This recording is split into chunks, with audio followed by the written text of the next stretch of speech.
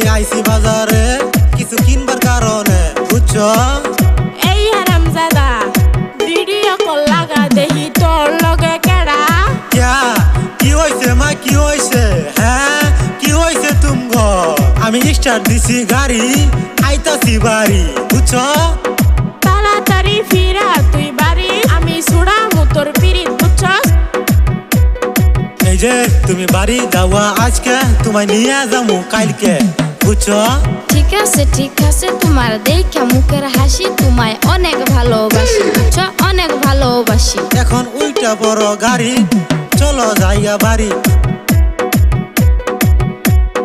এই যে দর্শক বন্ধুরা, পার্ট 2 দেখতে হলে ভিডিওতে কমেন্ট করবেন, ঠিক আছে?